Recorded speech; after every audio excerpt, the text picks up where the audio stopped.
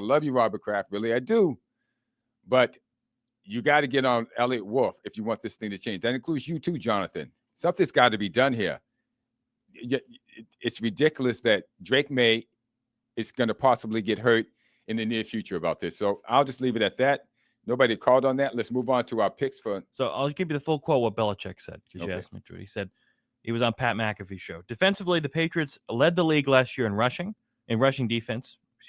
Yards per carry, number 1 in the league. And this year, they're way down in the 20s somewhere. It's the same guys. And he added, I'm kind of hurt for those guys because to call them soft, they're not soft. I feel bad for the defensive players on that one because those guys, that's a tough group. Those guys are all tough players.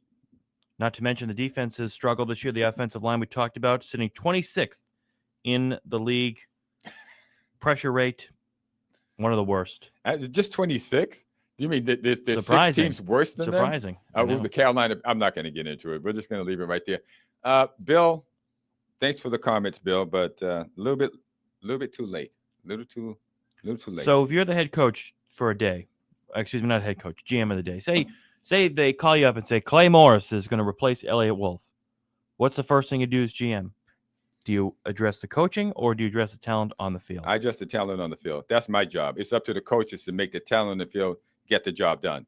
But the first thing we got to do is we have to get the talent on the field as a GM, and that has not been done. They stood pat on defense. They did nothing on offense as far as the offensive line. They regressed, and that needs to be addressed right there, and he should be held accountable.